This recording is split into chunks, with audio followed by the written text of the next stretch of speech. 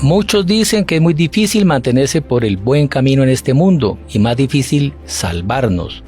¿Será que usamos todos los elementos que Dios nos ha dado abundantes para alcanzar la salvación y alcanzar su protección? Hay uno que quizás tú no lo conozcas bien, el escapulario de Nuestra Señora del Carmen. Escucha este podcast y no te arrepentirás. Conversando con los Caballeros de la Virgen, el podcast mariano. Salve María, bienvenidos a este podcast católico mariano de Conversando con los Caballeros de la Virgen.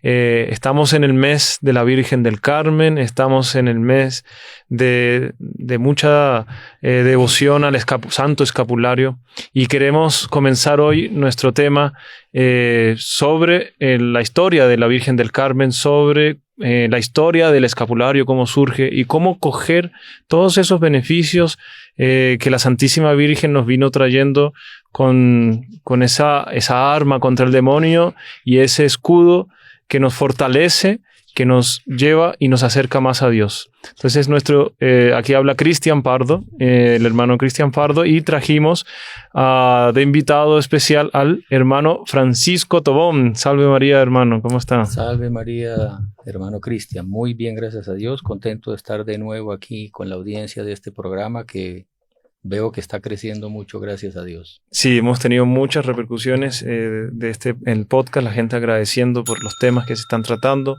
por la claridad, haciendo muchas preguntas también y propuestas de nuevos podcasts que iremos a los poquitos haciendo en la medida de las posibilidades, ¿no? Porque hay muchos temas, entonces nos piden que los pecados contra el Espíritu Santo, ¿cuáles son? Nos piden que hablemos de las profecías. ¿Qué son las profecías? Sacamos un podcast sobre los ángeles y ya nos están pidiendo un segundo podcast sobre los ángeles. Es que son 9 coros. Entonces. Son 9 coros, hay que hacer 9 podcasts para sacar.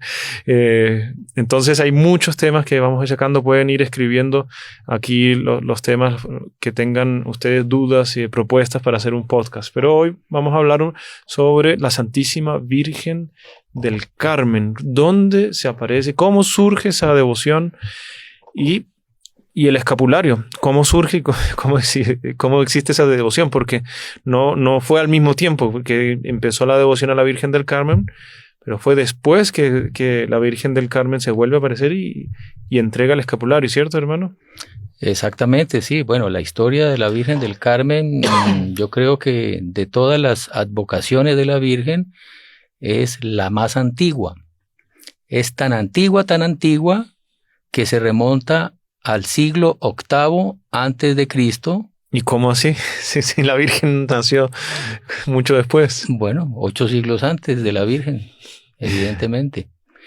Pero ¿por qué? Justamente el título de Nuestra Señora del Carmen viene del monte Carmelo. Es un monte que queda en el Líbano, cerca del mar, y que está íntimamente ligado a la historia del profeta Elías. Ah, sí. Justamente el profeta Elías, siglo VIII antes de Cristo, él es considerado el padre espiritual, el fundador de la orden carmelita, que es la orden religiosa en honor a la Virgen del Carmen, ¿no?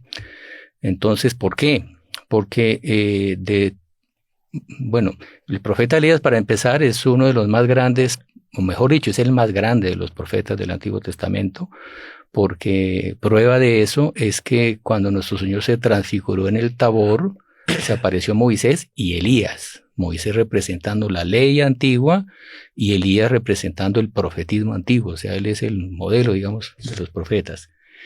Y en fin, no vamos a contar la historia de él porque ese no es el tema, eso sería para otro podcast. Muy interesante, sí. Pero es tan grandiosa la vocación del profeta Elías que, según muchos teólogos y con base en las Sagradas Escrituras, sostienen que el profeta Elías todavía vive, porque él fue arrebatado por un carro de fuego, pero la Escritura no dice que haya muerto. O sea, ¿cuántos años tiene el profeta Elías? Haga la cuenta, 800 más 2000.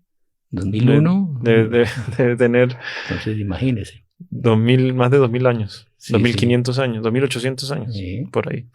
Incluso dicen que cuando el Apocalipsis habla de dos profetas que van a venir a enfrentar el anticristo en el fin del mundo, que uno de ellos es Elías. Ahí es que va a morir Elías porque el anticristo los va a matar a esos dos profetas. ¿Ah, sí? Entonces, que ahí será la muerte del profeta Elías. Entonces, es un personaje muy misterioso, muy grandioso, que hace parte de la iglesia militante, no se ha ido al cielo, o sea, no es santo canonizado. Además, su fiesta es bonito, que julio es un mes muy carmelitano, porque el 20 de julio es la fiesta del profeta Elías también. Interesante. Entonces, bueno, el profeta Elías, de todos los profetas del Antiguo Testamento, él fue el que tuvo más clara la noción de cuál era el papel que la Virgen iba a jugar en todo el plan de la salvación. ¿Ah, sí? ¿Cómo fue eso? Y sobre todo por un episodio muy especial. Bueno, a él le tocó una época de una apostasía generalizada. El rey de Israel se había casado con una fenicia, adoraba ídolos paganos, había impuesto ese Jezabel, culto ¿no? pagano, Jezabel, que era hija de un sacerdote, imagínense, de esa religión. Bueno, y por instigación de esta mujer mataron a todos los profetas de la religión verdadera y solo quedaba Elías. Y en fin, ahí es una historia que, como les digo, tocaría contarla en otra ocasión, pero él enfrentó a este rey, a esta reina, y en fin, hay una cantidad de hechos muy lindos que sería tema para otro podcast. Pero entonces hay un hecho muy especial, que es el que tiene que ver con el tema nuestro del Carmen, y es que el profeta Elías le había pedido a Dios que para castigar a ese rey y al pueblo entero que había caído en esa apostasía, le pidió a Dios que enviara una sequía. Y de hecho vino la sequía de más de 3 años. Entonces estaban todos los campos secos, el ganado muerto, una carestía tremenda, en fin, una situación feroz. 3 años y medio de sequía, cosa tremenda. Ni nada de lluvia, ni nada. Y él se había apartado para vivir como ermitaño, y en torno de él se habían congregado algunos discípulos, se fueron a vivir al monte Carmelo, al monte del Carmen, Sí. que queda hoy día en Israel. Entonces ya el rey acá viendo que, en fin, iba a colapsar el país, iba a terminar muriendo todo el mundo, con lágrimas de cocodrilo, no como decimos aquí en Colombia, o sea, con un arrepentimiento enteramente falso. Pero bueno, envió emisarios al profeta Elías a pedirle que por favor le rezara a Dios para que acabara con esa sequía, con esa sequía, porque si no se iba a acabar todo. Más forzado por las circunstancias que por un verdadero arrepentimiento, porque después iba a mostrar que siguió persiguiéndolo, en fin. Entonces ahí es que viene el episodio muy bonito. Entonces llega el emisario y le pide a Elías. Entonces Elías dice, bueno, muy bien, vamos a rezar entonces. Entonces sube así a una parte ahí del monte donde se veía el mar a lo lejos. El cielo azul, azul, ni una sola nube. Sol así calcinante. Y entonces ahí el profeta Elías, todo eso tiene simbolismos, ¿no? Se arrodilla dándole la espalda al mar y baja su cabeza en medio de las rodillas y comienza a rezar. Y llama a un discípulo. Le dice, vaya, mire hacia el mar a ver qué se ve. El discípulo va, azul, nada. Te vuelve, no, padre Elías, no hay nada. Ni una gaviota, estaban todas sacadas. Y ahí vuelve, agacha la cabeza y sigue rezando. Por segunda vez, vaya y mire, nada. La séptima vez, todo eso tiene simbolismos. Claro. La séptima vez, ahí el discípulo va y en medio de ese cielo azul y de ese sol brillante, ve una nubecita pequeña, pequeñita, blanca, blanca, muy pura y con el sol muy luminosa, ¿no? Muy brillante. Entonces, pero una nubecita blanca, pequeña. Entonces ahí vuelve el discípulo y le dice, padre Elías, ahora lo único que se ve es una nubecita pequeña, blanca, pequeñita, pero muy brillante. Ahí el profeta Elías tuvo una visión interior profética del simbolismo de esa nubecita. Y es que esa nubecita simbolizaba a la Virgen. ¿Ah, sí? Porque él ahí entendió que ya con esa nubecita, aunque era pequeña, ya con esa nubecita se iba a acabar la sequía. Entonces ya no rezó más. Dijo, listo, ya no hay que rezar más. Entonces quedaron medio intrigados porque, bueno, de una nubecita pequeña no va a salir lluvia, ¿no? Claro. Pero él entendió que esa era la Virgen. Porque la Virgen iba a aparecer en medio del mundo, sin el Redentor todavía, Antiguo Testamento, en una sequía espiritual, porque el hombre había sido expulsado del paraíso, las puertas del cielo estaban cerradas, el régimen de la gracia no había comenzado, era una aridez, una sequedad espiritual, el mundo estaba en un verano espiritual. Y si aparecía la Virgen, pequeñita, humilde, blanca, purísima, inmaculada, llena de la luz del sol, llena de la gracia, plena de gracia, listo.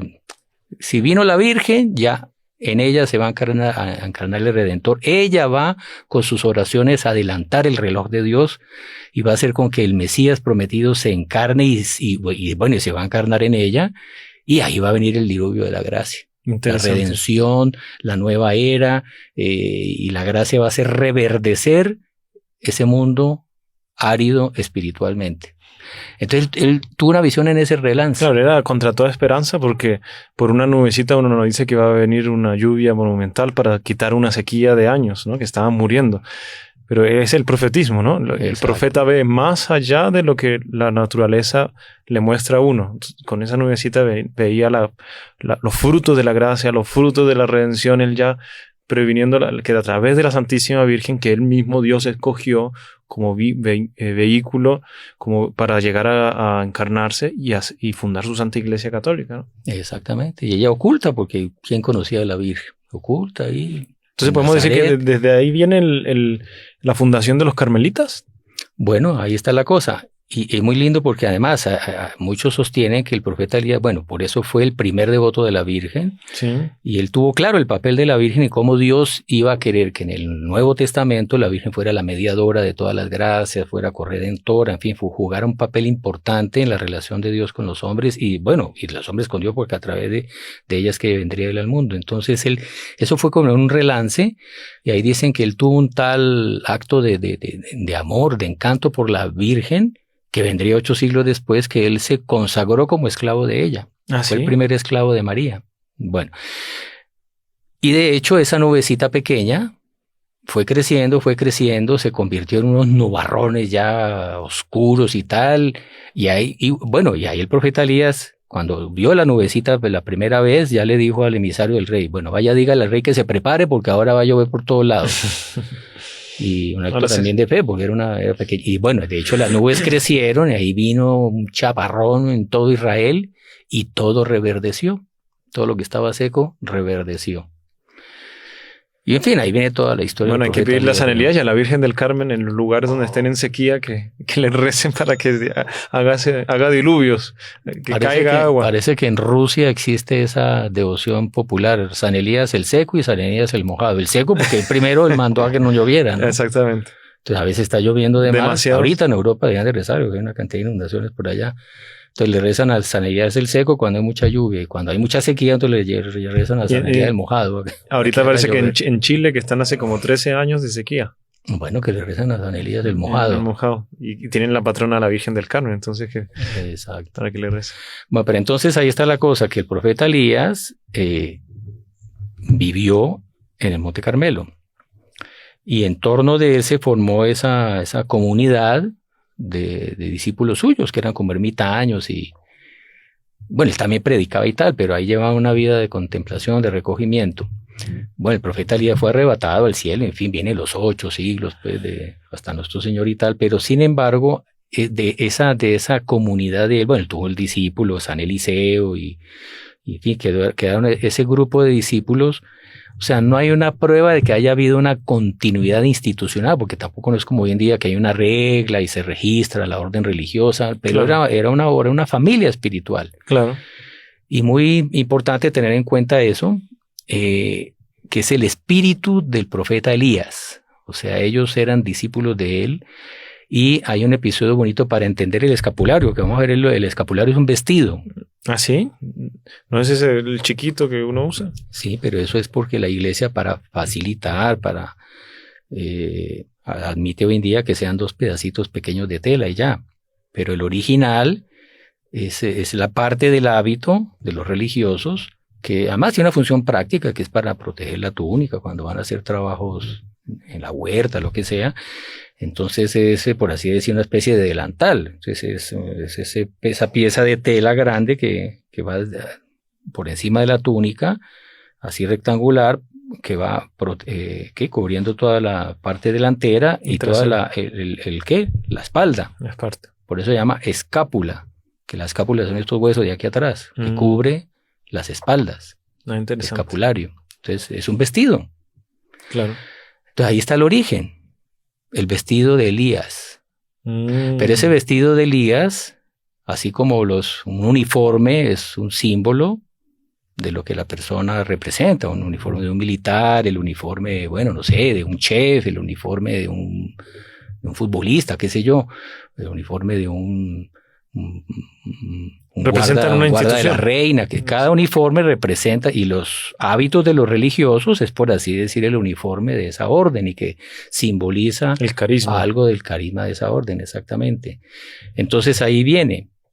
Entonces es el vestido de Elías. Y hay un episodio muy bonito porque cuando Elías ya vio que Dios se lo iba a llevar de la tierra, como dijimos, no que iba a morir, que iba a ser arrebatado, hay ese episodio que él va con Eliseo y le pide que lo acompañe, en fin, y va y tiene que atravesar el Jordán de un lado para otro, y ahí Elías se quita su capa, su vestido, sí, la capa que llevaba encima, y con la capa invoca a Dios y toca las aguas del río Jordán. Ahí las aguas se abren y pasan los dos al otro lado. Pasan los dos, sí. Pasan los dos al otro lado. Y ahí el profeta Elías se aleja un poco de Eliseo, y ahí es que baja un carro de caballos y una carruaje de fuego. Elías se monta ahí, y él le había dicho a Eliseo, pídeme, ya yo me voy, pídeme un último deseo. Y Eliseo le dice, quiero que me dejes tu espíritu. Tu doble espíritu, ¿no? Tu doble espíritu.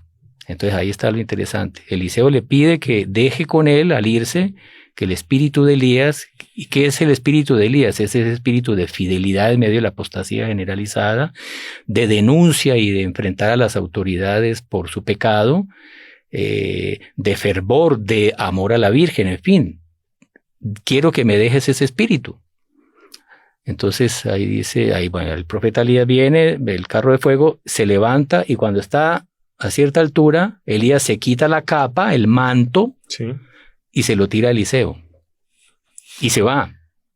Y cuando Eliseo, eso todo está en el libro de los Reyes, y ahí Eliseo se pone la capa de Elías, y la escritura dice que cuando él se puso la capa, el vestido de Elías, en ese momento el espíritu de Elías comenzó a habitar en él. Y él continuó una vida aclararlo similar. Mucha gente nos ha puesto en los chats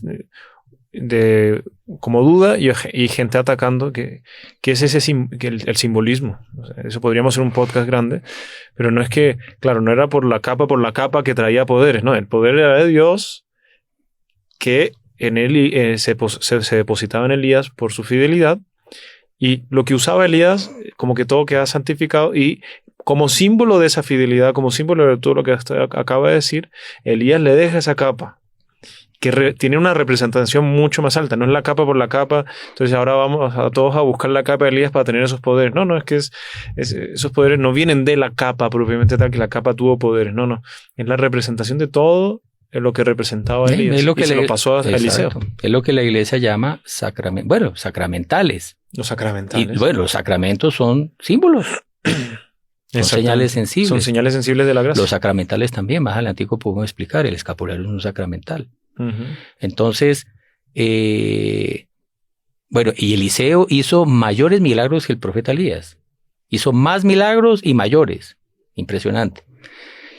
Y bueno, esa comunidad se quedó viviendo en el Monte Carmelo. Entonces, esa comunidad que había heredado el espíritu de Elías, que eran la familia espiritual de él, y ellos continuaron jugando un papel de fidelidad a lo largo de esos 8 siglos hasta nuestro Señor, que incluso algunos dicen que tenía mucha relación con la comunidad de los esenios, que algunos de los apóstoles hacían parte de los esenios, y eso es histórico, ¿no? Uh-huh.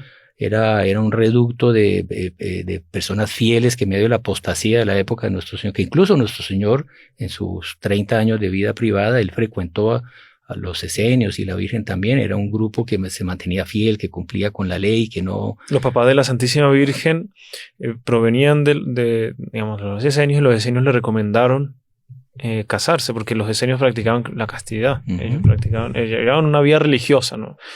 Y fue San Joaquín y Santa Ana que tuvieron a la Santísima Virgen. Vinieron como de ese reducto de fidelidad que se conservaba en el pueblo de Israel.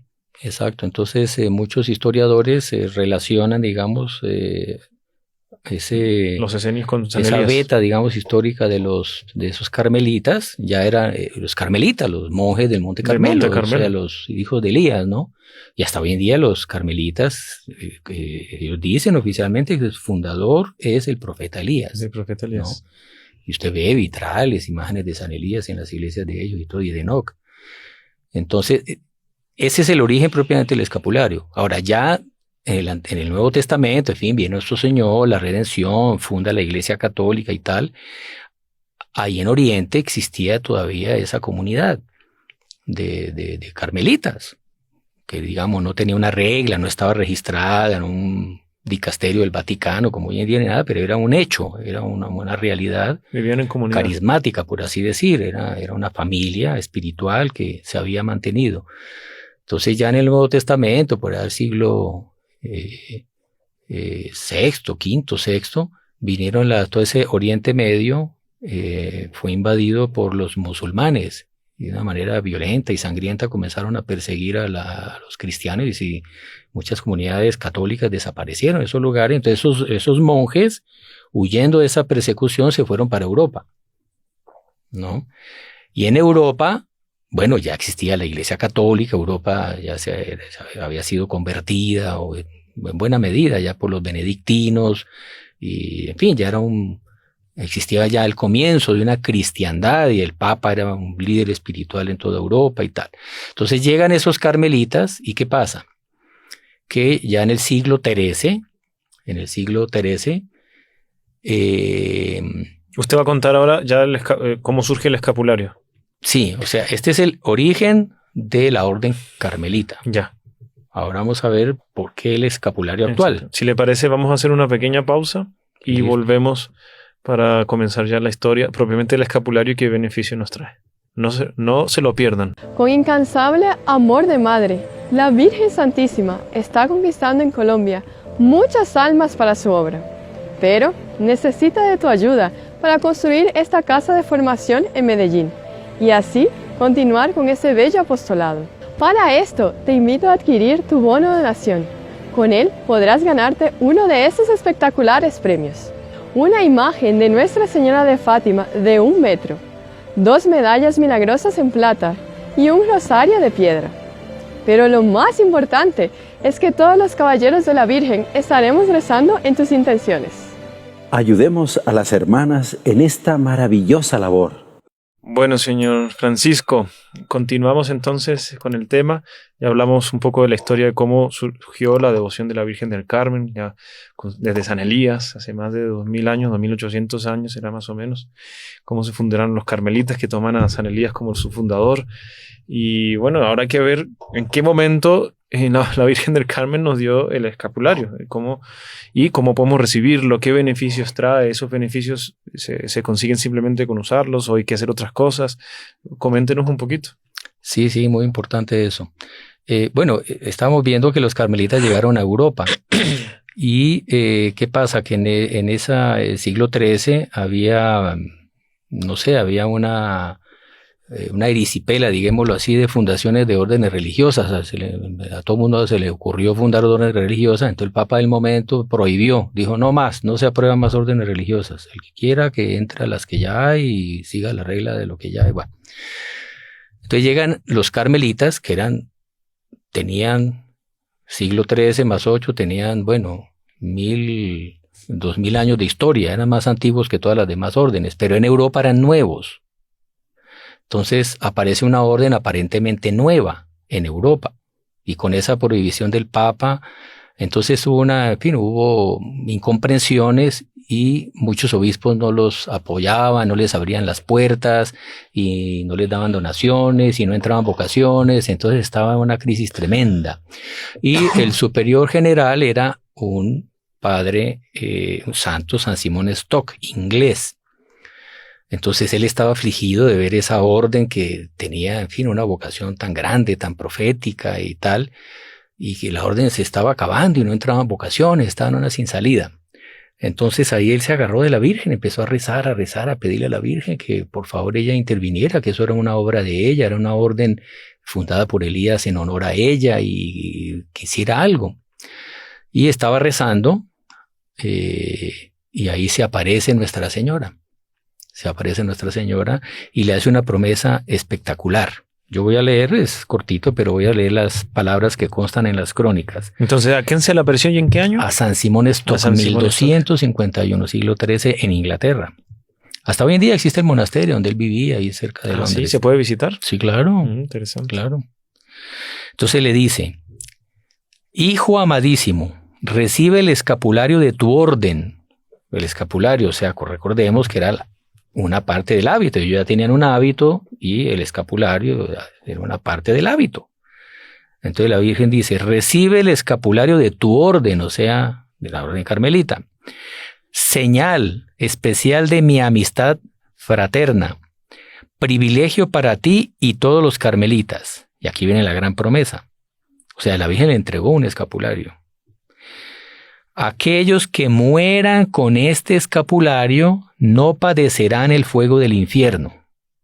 Tremenda promesa. Es señal de salvación, amparo y protección en los peligros. Viene otra promesa, o sea. Segunda promesa. La principal, claro, imagínense, no ir al infierno, no morir, no condenarse. Es maravilloso. Aquí en la tierra estamos pasando una prueba, o nos condenamos, o nos salvamos. Y ya ella promete que el que vista el escapulario no va al infierno. Pero también de amparo y protección en los peligros, de alianza y de paz para siempre. Tercera promesa. Tercera promesa. Una alianza. Una alianza con la Virgen y que protege de otros peligros, no solamente y dice para siempre, porque eso continúa después de la muerte, ¿no? Una maravilla, o sea, de ganar el cielo. Promesa. Es una promesa espectacular. Enorme, grandiosa. Espectacular. No puede haber mejor. Pero entonces póngale cuidado, ella dice al que reciba este escapulario. ¿Quién recibe el escapulario? Pues los que se hacen carmelitas, los que entran como monjes o monjas, que también existe la orden. Entonces nosotros que somos los caballeros de la Virgen no podemos recibirlo. Ahí vamos para allá. Vamos para allá. Entonces, ¿qué pasa? Y ahí vino una renovación y hubo, en fin, Nuestra Señora, digamos, intervino con bendiciones y tal, y todos esos obstáculos que estaban teniendo los carmelitas se fueron subsanando. Y entonces ahí los obispos lo empezaron a aprobar y las donaciones y empezaron a entrar vocaciones nuevas. Y se difundió este milagro, esta aparición, esta promesa. Entonces muchos querían hacerse carmelitas para gozar de ese privilegio. Claro. ¿No? Entonces no solamente empezaron a entrar vocaciones para hacerse monjes carmelitas o monjas carmelitas, sino que muchas personas que no tenían vocación de ser religiosos, de vivir en un convento y por lo tanto vestirse el hábito, querían entrar a la orden para gozar de ese privilegio, de esa promesa de la Virgen, pero no tenían vocación.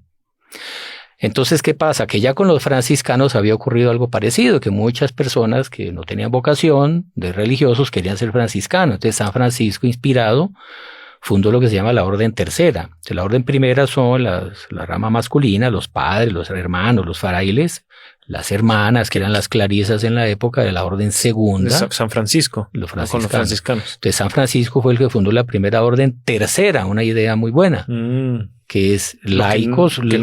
Que no llevan una vida religiosa, exacto, pero participan activamente desde su familia. Exactamente, son casados, viven en el mundo, con sus negocios, con propiedades, no son religiosos, no se van a vivir a un convento, pero hacen parte de la orden. Entonces son asistidos espiritualmente y apoyan a la orden de su apostolado en los medios donde viven y son laicos, seglares, civiles. De la orden tercera, pero son franciscanos. Entonces hubo San Luis Rey de Francia fue franciscano, Santa Isabel de Hungría, eran reyes y eran franciscanos, pero no vivían en un convento. Entonces ahí los carmelitas fundaron la orden tercera y esos terciarios también en ciertas ocasiones usaban un hábito propio de ellos, que los distinguía, distinto del de los padres y las monjas, pero un hábito, con un escapulario. Entonces esa orden tercera se difundió muchísimo porque todo el mundo quería vestir el escapulario y el que no estaba llamado a vivir en el convento, pero podía ser terciario y vestía el escapulario también. El escapulario así grande. Y ahí comenzó a difundirse la vestimenta del escapulario entre las personas no religiosas. Exactamente. Exactamente. Entonces hay un Qué escapulario. bonito, ¿no? Y eso sí, fue con los... Bueno, y después hubo ya en el siglo... Un siglo después, sí, no me acuerdo bien cuánto, el Papa Juan XXII tuvo una revelación en un sueño. Nuestra Señora se le apareció en un sueño y le dijo: yo quiero que tú como Papa, con el poder de las llaves que tienes, de lo que ates en la tierra será atado en el cielo, yo quiero que tú como el Papa le des al escapulario otro privilegio, y es... No sabía esa parte, que se le había aparecido la Virgen al Papa. A Juan XXII. Y ahí se ve, es muy bonito, porque la Virgen podría aparecerse de nuevo a otra persona, a otro santo, y decir, mire, agrega otro. No, pero ella quiso pasar por el Papa, decir, usa el poder de tus llaves que nuestro Señor Jesucristo te dio. Todo lo que ates y desates en el cielo y en la tierra será atado y desatado, y con ese poder. Es un poder que tiene el Santo Padre, beneficios del cielo, que nos abre puertas del cielo, ¿no? Exacto. ¿Y cuál fue el beneficio? Entonces y él lo hizo como un decreto del Papa. ¿Y ese privilegio cuál es? Que la Virgen, el día de la Virgen es el sábado, el domingo es el día del Señor, y el sábado es el día de la Virgen, porque fue el día, sábado santo fue el día que la única, digamos, en la cual se mantuvo la fe viva fue ella. Todos los apóstoles habían abandonado, en fin. Por eso hasta hoy en día el día de la Virgen es el sábado. Entonces la Virgen le dijo: yo todos los sábados, que es el día en honor a mío, yo bajo al purgatorio. Recordemos que el purgatorio es donde van las almas que se salvaron, murieron en la gracia de Dios, pero tienen todavía que purificarse por sus pecados. Los que no han visto los podcasts del purgatorio, les dejamos los links abajo. Ya hicimos 3. 1, cómo evitar el purgatorio con las indulgencias, y 2 más sobre hechos y un poco más de doctrina sobre el purgatorio. Vale la pena que los asistan. Claro. Se están difundiendo bastante ya por sí solo, pero los que no los han visto son 3 ya. Si han visto solo uno, vale la pena que vean los otros 2, porque es muy formativo. ¿Qué es el purgatorio? ¿Cómo se evita el purgatorio? ¿Existe realmente? ¿Dónde está en la Biblia el purgatorio? Y hechos reales que han pasado sobre almas del purgatorio. Y eso todo el mundo, a muchas personas, la gran mayoría le ha pasado algo sobre el purgatorio. Claro. Entonces la Virgen dice: yo bajo los sábados al purgatorio, y el purgatorio, en fin, para decirlo en 2 palabras, es igualito al infierno lo que se sufre, solo que, en fin, no está condenado, no se desesperó, y son santos, está purificándose, pero es un lugar donde se sufre mucho, no es una sala de espera ahí con aire acondicionado, no, hay fuego y es terrible, y muchos tienen que estar muchos años ahí, siglos. Bueno, entonces la Virgen dice: yo bajo todos los sábados, y aquellos que murieron vistiendo mi escapulario, el escapulario del Carmen, ese sábado yo me lo llevo al cielo. Te imaginas una amiguita de Lucía, la de Fátima, que le preguntó a la Virgen por una amiguita que había muerto en esos días, le dijo: va a estar en el purgatorio hasta el fin del mundo. Si esa niña hubiera tenido el escapulario, hubiera estado, no sé qué día se murió, pero si se murió el domingo anterior, estaría una semana y no está el fin del mundo. ¿Por qué? Por llevar el escapulario. De hecho, hay unos cuadros que unos artistas así muy pícaros hicieron, que la Virgen está el purgatorio, las puertas del cielo cerradas porque él tiene que moldearse, etcétera, que no voy a explicar mucho porque ya hicimos 3 podcasts sobre eso, pero por un ladito la Virgen como con una cuerda, que la cuerda es el escapulario, sacándolas por un ladito y llevándolas al cielo, porque la Virgen los arregla un poquito, los peinan y les echan un poco de, los arregla un poquito y ya los mete por un ladito al cielo. Claro, esas cosas no son así, es como un decir humano, pero es bonita, muy bonita la promesa. No, una maravilla. Te imaginas 2 periodos, o sea, no morir en pecado mortal, o sea, no ir al infierno es eso. Que la Virgen no permite que uno muera fuera del estado de gracia. Y si se va al purgatorio, que lo más probable es que si confiando en la gracia de Dios nos salvemos, al sábado siguiente sale uno del purgatorio. O sea, si se muere el viernes, entonces al otro día está saliendo. Una maravilla, por vestir el escapulario. Entonces ahí viene la pregunta que usted hace: antes solo basta con vestirlo. Entonces sí, porque ahí vienen los cara dura, que ya me pongo el escapulario y viva la pepa. No, sí, como hacían algunos sicarios en la época de Pablo Escobar en Medellín, que se iban en moto a matar a no sé quién, porque le pagaban por eso y se ponían el escapulario aquí en el tobillo, entonces ya. Quien peca y reza empata, ¿no? Sí, Ese es un dicho horrible. Bueno, entonces ahí está la cosa, que todo eso la iglesia evidentemente lo tiene reglamentado, más sentido común. La Virgen dijo, el que vista este escapulario, ¿qué significa eso? No es el que se ponga el escapulario y ya. ¿Quiénes vestían el escapulario? Los que se hacían miembros de la orden carmelita. O sea, una persona que quería seguir el camino de Dios, el camino de la santidad, que tenía el propósito de vivir dentro de los mandamientos. Entonces, ese es el primer requisito. Además, ahí vamos combinando con una noción que es importante tenerla clara. Los sacramentos son símbolos sensibles, son cosas sensibles. El agua del bautismo, es el vino y el pan en la misa, en fin, son cosas sensibles, palabras, fórmulas que producen la gracia de Dios. El sacerdote en la confesión dice la fórmula, es una cosa sensible, son unas palabras que usted oye, él las pronuncia y listo, perdónalo, usted sabe que le fue perdonado el pecado. Vamos a hacer un podcast sobre la confesión. Bueno, pero entonces eso es un sacramento, pero entonces existen los, que son los 7 que nuestro Señor instituyó y no hay más. Pero existen los sacramentales, que también son símbolos, que esos no producen la gracia así automática, digámoslo. En fin, yo estoy usando términos muy simples, ¿no? Si un teólogo me oye, que se tape los oídos, pero en fin, estamos hablando a gente común de la calle. Entonces, para que entiendan, digamos, los sacramentos producen la gracia automáticamente, con seguridad. Los sacramentales, que el escapulario, una medalla, el agua bendita, en fin, todo eso que es tema de otro podcast, por eso se llama sacramental. Ellos también producen la gracia, pero ahí no es porque se dijo una fórmula o se hizo un rito. No, ahí depende de la devoción y de la piedad con que yo lo reciba. Entonces, si yo uso el agua bendita con fe, ella expulsa a los demonios, expulsa las tentaciones. Pero si yo lo hago con fe, para que un padre consagre en la misa, no depende de la piedad a la que yo asista a la misa. Tenga yo piedad o no tenga piedad, si el padre dice la fórmula, es un padre, él consagra, ¿está claro? Sí. Pero los sacramentales depende de mi disposición, la piedad con que yo lo haga. Entonces el escapulario tendrá efectividad en la medida que yo tenga un deseo de ser bueno y ser santo y vivir de los mandamientos, si no, no vale nada. Claro. Entonces ponerme el escapulario y después ir a peca, que como me puse el escapulario me va a salvar, no le funciona. No le funciona. Entonces para aquel que tiene que es la diferencia propósito, entre el sacramental y los amuletos. Exacto. Porque la gente se mezcla en la cabeza los sacramentales con los amuletos. Entonces, así como tengo el Buda, tengo la medalla de San Benito. Así como tengo el gatito ese que me trae los clientes, que usted ve en muchos locales, que es un amuleto, tengo el escapulario. Es lo mismo.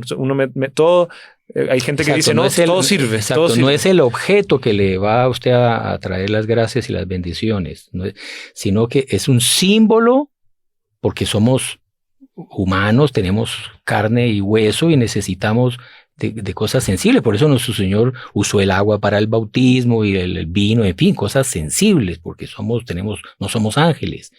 Pero una cosa es atribuirle a la pata del conejo, al gatito ese que usted dice, sí, lo que es que eso atrae unas energías cósmicas, qué sé yo, y entonces no es el escapulario en sí, el escapulario es un símbolo. Lo que hablamos de la capa de Elías. De Elías, de un espíritu, de un deseo de santidad. Entonces, el primer requisito para que el escapulario sea válido es yo tener el propósito de vivir dentro de los mandamientos. Si no, el escapulario no me sirve de nada. Entonces, ese es el primer requisito, ¿no? Bueno, entonces ya entramos a los requisitos. Sí. Entonces, el otro requisito. Ya vimos, el primero es un propósito de vida buena, en los mandamientos, claro, en los sacramentos, todo. Claro. Bueno, el escapulario es un vestido de la orden carmelita. Sí. Y es el vestido que vestían los terciarios. Y los terciarios hasta hoy en día tienen una institucionalización y tienen unos reglamentos, usted tiene que inscribirse, tiene unos compromisos y tal. Entonces, por mucho tiempo, solo los que hacían parte de la orden terciaria carmelita se matriculaban, hacían parte y tal, le daban el escapulario. Pero esta devoción fue creciendo y la Iglesia, en su espíritu maternal, para poder ampliar mucho más esos beneficios, la Iglesia fue simplificando Y fue simplificando las exigencias. Y entonces hoy en día no es necesario usted inscribirse allá con los padres carmelitas en la orden tercera, no. Y no tiene que ser el escapulario así grande, claro, que cubre toda la túnica, que es un vestido. Entonces puede ser los dos pedacitos de tela que habitualmente conocemos, uno por delante, otro por detrás, porque el escapulario iba por la espalda y por delante. Entonces se puede llevar eso para poderlo llevar debajo de las ropas comunes y tal, pero tiene que ser de tela carmelita, de tela marrón, porque es el hábito de los carmelitas. Claro. Pues yo he visto el hábito de los carmelitas y de alguna manera voy a tener una filiación más espiritual con la orden carmelita, claro, pero sin necesidad de inscribirme allá, registrarme en la orden tercera, ¿no? Entonces eso es la iglesia. Entonces debe ser de tela carmelita. Hacemos un paréntesis por la Primera Guerra Mundial y ciertas circunstancias. El Papa San Pío X dio una dispensa, un permiso que claro, un soldado iba a la guerra en medio por ahí en el frente, en las trincheras se le dañaba el escapulario y cómo hacía para conseguir otro, se queda sin escapulario. Entonces él permitió que todos esos privilegios los tiene también la medalla escapulario. Entonces puede ser otro material, escapulario de tela o la medalla, que puede ser de plástico, generalmente de metal, ¿no? Y la medalla tiene que tener el Sagrado Corazón de Jesús por un lado y la Virgen del Carmen por el otro lado. Esa medalla tiene los mismos privilegios como si fuera el de tela. Bueno, tercer requisito. Tiene que ser, antiguamente tenía que ser impuesto solo por un padre carmelita, porque eran los carmelitas que lo estaban a uno recibiendo como terciario, ¿no? Entonces solo los carmelitas, pero la iglesia fue facilitando eso, y a mí me tocó, hasta hace algunos años, hasta un cierto momento, la iglesia amplió que cualquier párroco podía. Y hoy en día cualquier sacerdote ya puede. Cualquier sacerdote puede imponerlo, pero tiene que imponerlo un sacerdote. Hay unas fórmulas, incluso la fórmula dice vestir este manto de la Virgen, que es la Virgen que nos va a proteger con su manto, es ese manto de Elías, en fin, lo que ya hablamos, y entra a ser parte de la orden carmelita, y la fórmula dice así. Sí. Pero bueno, la intención de un sacerdote de imponérselo a usted, ya le quedó impuesto. Use la fórmula que quiera el padre, lo importante es que ese sacerdote quiera imponerle a usted ese escapulario. Oye, si se me dañó, se me rompió el escapulario, ¿tengo que volver a pedirle a un sacerdote que me lo imponga? ¿O puedo no hace falta. La imposición es una sola vez? Una sola vez, porque usted fue admitido como de esa familia de la Virgen del Carmen, por así decir, y ya fue admitido. Entonces, si se le daña, usted se pone otro. Es bueno hay que bendecirlo. Es bueno hacerlo bendecir, pero no es necesario. Pero no es la imposición. No es requisito. El requisito es que sea impuesto por un sacerdote. La primera vez y ya. Y le quedó para toda la vida. Y bueno, llevarlo siempre consigo, porque claro, es como vimos, es como un uniforme, entonces lo ideal es llevarlo como un vestido en el cuello, por delante y por detrás, pero incluso si lo lleva en el bolsillo, si lo lleva, el asunto es llevarlo con uno. Sí, porque hay mucha gente que le dice, a mí me han dicho, no, es que no se ve muy bien. Claro, andan con un cordoncito aquí, entonces le da pena por la moda o porque van a un evento muy elegante, y andar con el escapulario puede ser que en ese ambiente la persona no se sienta cómoda en usarlo. Pero bueno, en fin, lo ideal es que lo use siempre y que si lo ven, mejor, porque hace bien a otros.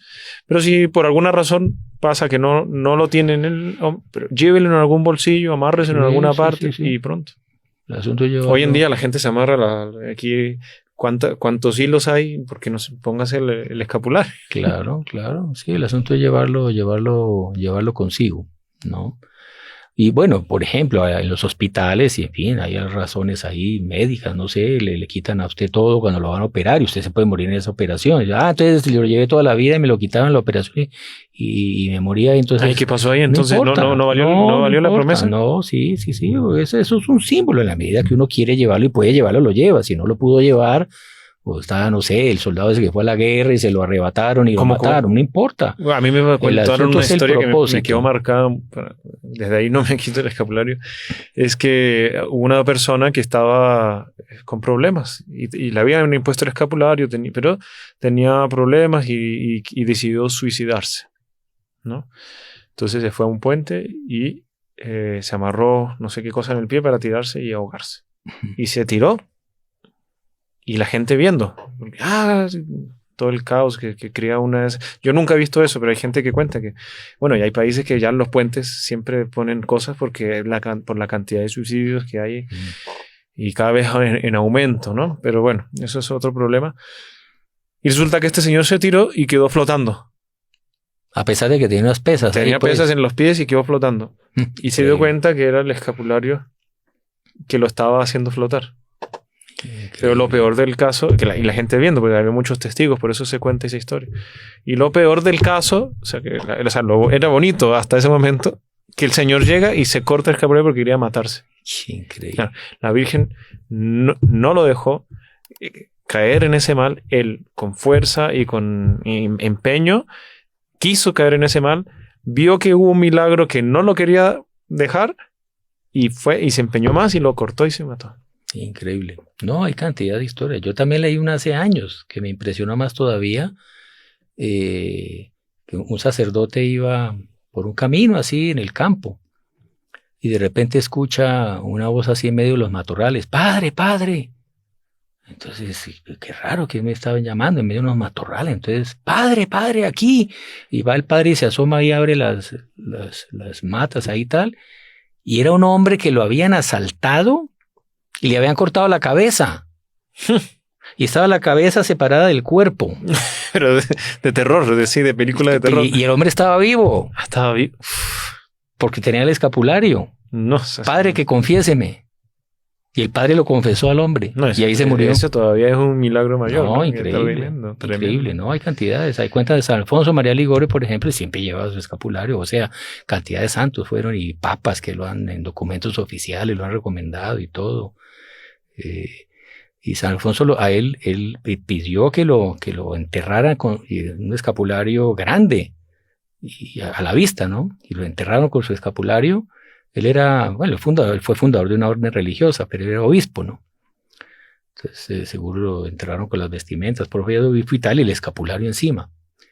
Y cuando lo exhumaron, no sé, 10 años después, estaba claro, todo deshecho, el cajón deshecho, las ropas, todo, el escapulario perfecto. Así, o sea, como nuevo. Todas las ropas, bonito, todas deshechas y señales de Nuestra Señora queriendo mostrar que ella quiere que nosotros usemos Bueno, yo no sé que habrá quedado alguna cosa en el tintero que usted quiera decir de los beneficios, de cómo se recibe, de cómo obtener esos beneficios, que no es simplemente ponérselos, sino también llevar una vida. Creo que hay que también hacer alguna oración especial por el escapulario. Sí. También el otro requisito es todos los días hacer alguna oración en honor a la Virgen. Entonces, no sé, por lo menos 3 Ave Marías. A los religiosos se nos pide que recemos el oficio, pero bueno, el oficio, la liturgia de las horas, ya todo religioso se supone que lo reza. Pero, en fin, no sé, un rosario sería lo ideal, todos los días ofrecer a la Virgen el rosario. Y bueno, si hay alguna dificultad invencible, mínimo, pues 3 Ave Marías en honor a la Virgen. Claro, ¿no? Perfecto. ¿Y qué podemos aplicar para nuestros días? Porque es una aparición de hace 2800 años. Bueno, yo uso el escapulario, etcétera. Pero la Virgen del Carmen, ¿esa devoción se perdió en la historia? ¿O hubo alguna otra aparición de la Virgen del Carmen en el siglo pasado o en no sé si se conocerá? Bueno, hay mucha cosa, solo que, en fin, el tiempo va... Se nos queda corto, tenemos 10 minutos para acabar el podcast. Uy, entonces tengo que correr, pero hay algo muy lindo. Ustedes saben que hubo grandes santos carmelitas, ¿no? La historia de la Orden del Carmen, bueno, Santa Teresa de Ávila fue una gran reformadora de la Orden Carmelita, San Juan de la Cruz, sí. Santa Teresita del Niño Jesús. Bueno, en fin, iba a buscar aquí, pero después por aquí. No, yo cuento lo que me acuerdo, que si no se nos va el tiempo. Pero Santa Teresa, que fue una gran mística, tuvo revelaciones, apariciones de nuestro Señor, conversaba con nuestro Señor, con San José, en fin, la Virgen, tal. Y ella tuvo una revelación en la cual ella veía en un tiempo, ella fue del siglo XVI, ¿no? Española, ella veía que en un tiempo futuro de una gran decadencia en el mundo entero, vendría una gran crisis, y ella veía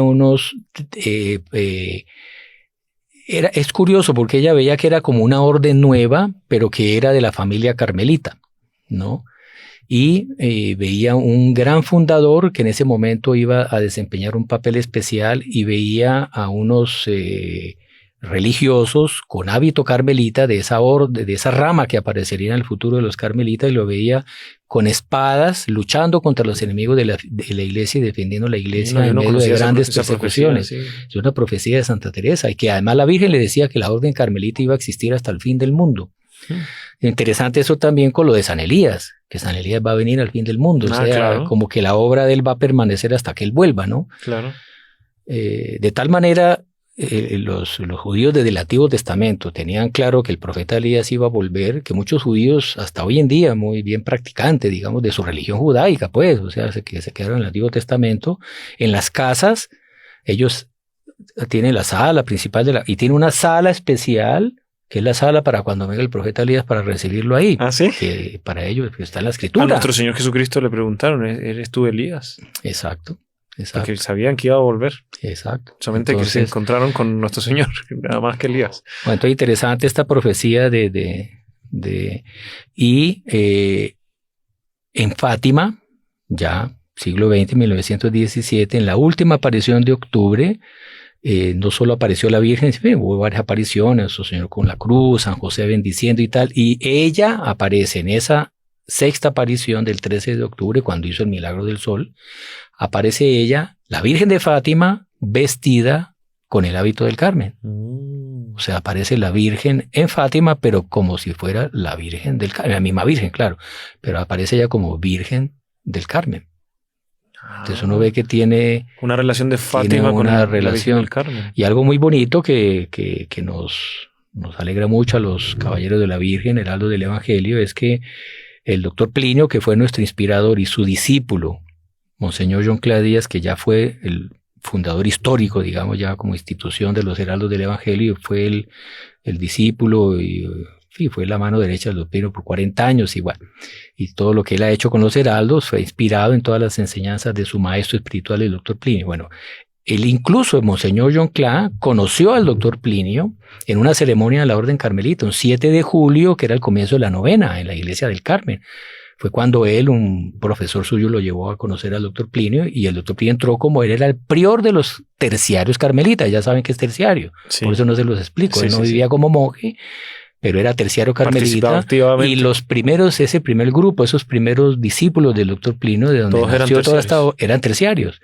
Y Monseñor John Clare, que era un jovencito, él lo conoció ahí. Con el hábito de terciario carmelita. Con el hábito de terciario carmelita. Y él entró a ese grupo, que eran todos terciarios carmelitas. Y Monseñor John se hizo terciario carmelita institucional, y el doctor era el prior de la orden tercera carmelita. Y Monseñor John Clare entró como miembro de la orden terciaria carmelita. Entonces ellos usaban en ciertas ceremonias el hábito de los terciarios carmelitas, ¿no? Pero bueno, con el tiempo, y cuando ya hubo la primera experiencia de vida religiosa, ya como caballeros de la Virgen, digamos, para simplificar, y fueron a vivir en un antiguo monasterio benedictino a llevar vida religiosa, dijeron, bueno, pero entonces tenemos que vestir un hábito. Entonces el primer hábito que usaron era el de terciarios carmelitas. Entonces con el tiempo el doctor Plinio y Monseñor John dijeron, bueno, pero esto, lo nuestro, o sea, somos de la familia carmelita, nos consideramos hijos del profeta Elías, tenemos una vocación parecida a la del profeta Elías, de hacer apostolado en un mundo de una apostasía generalizada, una misión profética de enfrentar la decadencia y hacer apostolado, digamos, en un mundo hostil y, en fin, parecido al profeta Elías hoy en día. Pero entonces es algo nuevo, no estamos llamados a ser miembros de la orden carmelita, tenemos que fundar algo nuevo, continuación de lo del profeta Elías, pero algo nuevo. Y en fin, ahí viene eso sería muy largo, sería motivo de otro podcast, pero entonces fueron adaptando el hábito. Entonces tenemos algo de cruzados, entonces se ponían botas, se ponía una bota militar, entonces un almacén militar y compraban unas botas de soldado, ahí se ponía el hábito con unas botas de soldado, para que tuviera algo de caballería, ¿no? Y bueno, pero los caballeros tenían el hábito corto, entonces se cortó la túnica, ¿no? Pero era el hábito marrón, y por eso hasta hoy en día nuestro escapulario es marrón. Toda orden de caballería tenía una cruz. Entonces los templarios tenían una cruz, los hospitalarios otra, la orden de Malta otra, los teutónicos. Entonces nosotros somos una orden de caballería, de una lucha espiritual, del siglo XX, no vamos a salir con espada porque nos meten al manicomio, claro. Es una lucha espiritual, sí, claro. Pero es todo simbólico, ¿no? Entonces somos una orden de caballería que vamos a luchar por la iglesia. Entonces una cruz, entonces se cogió la cruz de la orden de... Eso nos dijo el cardenal Rodé, ¿no? Una nueva orden de caballería. Una nueva milicia, sí. Una nueva milicia. Entonces se cogió la cruz de Santiago, que es la cruz espada, que se estilizó un poco, y el otro pío le puso los dos colores, en fin, es la que llevamos hasta hoy en día. Entonces el escapulario carmelita es parte de nuestro hábito, pero con la cruz, ¿no? Y bueno, ya vino lo otro, la cadena, la espina. Sí, tenemos que hacer un video explicando nuestro hábito, que la gente nos pregunta mucho. Exacto, pero entonces nosotros somos de la familia carmelita, no somos de la orden carmelita. El doctor Pío lo fue, terciario, monseñor. Entonces hay una ligación muy grande y por eso tenemos tanta devoción y bueno, la Virgen de Fátima quiso también con ese símbolo estimular a que las personas usen el escapulario. Entonces hagamos mucho apostolado a todo. Incluso personas, bueno, decíamos que el escapulario para que proporcione los privilegios que la Virgen prometió, pues la persona tiene que llevar una vida de santidad. Pero mire, es un medio de apostolado y personas que aunque sean alejadas de Dios, convenzámoslas de que hay un caso que cuenta ahí San Alfonso María Ligón, un tipo que era un blasfemo, odiaba a la iglesia y hablaba pestes de... ¿Y qué? En fin, entró en agonía y llamaron a San Alfonso, un sacerdote, y lo fue a asistir y el hombre ahí le puso el escapulario y al ponerle el escapulario el hombre se convirtió y se confesó y murió convertido. Ese es un milagro mayor que lo que contamos antes, ¿no? Una conversión de una persona que llevaba una vida empedernida y en un último momento Nuestra Señora como que ¡pum! Entonces, claro, evidentemente que hay que llevarlo con piedad, ¿no?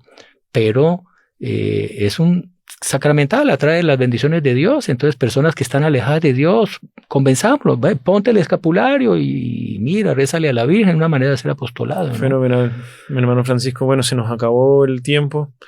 Agradecemos mucho por habernos hablado sobre la Virgen del Carmen, el Santo Escapulario, sus beneficios, cómo utilizarlo. Para mí es una alegría. Cómo recibirlo. Entonces, a los que escuchen este podcast, pues no dejen de aprovechar esos beneficios que nos van a servir hasta después de muertos. Eso es para la vida eterna, la promesa que la Virgen nos da, que es para hasta la paz hasta después de muertos, ¿no? La vida eterna. Entonces, los que tengan el escapulario y no se lo haya impuesto un sacerdote, busque un sacerdote y que le dé la bendición para recibir el escapulario. Los que no lo tienen, pues lo mismo, vayan y búsquenlo. Siempre es el momento, puede haber un momento adecuado, un momento determinado, no lo tenía o no lo usaba, o se le rompió el escapulario y dije, después busco. No, vamos.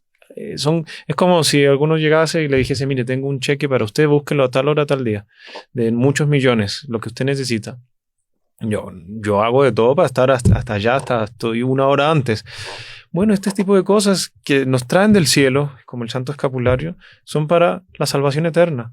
Hagamos de todo para buscarlo. El demonio nos va a poner zancadillas, nos va a poner la pereza, nos va a poner objeciones porque tengo que hacer esto, porque tengo que hacer aquello y no alcanzo.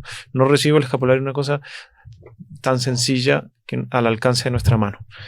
Entonces, hermano Francisco, si le parece, acabamos ahora con una oración y pidiendo por todos los que están asistiendo a este podcast. En el nombre del Padre, del Hijo y del Espíritu Santo. Amén. Dios te salve María, llena eres de gracia, el Señor es contigo. Bendita eres entre todas las mujeres y bendito es el fruto de tu vientre, Jesús. Santa María, Madre de Dios, ruega por nosotros pecadores, ahora y en la hora de nuestra muerte. Amén. Nuestra Señora del Carmen, ruega por nosotros. Profeta Elías, ruega por nosotros. En el nombre del Padre, del Hijo y del Espíritu Santo. Amén. Salve María a todos. Hasta el próximo.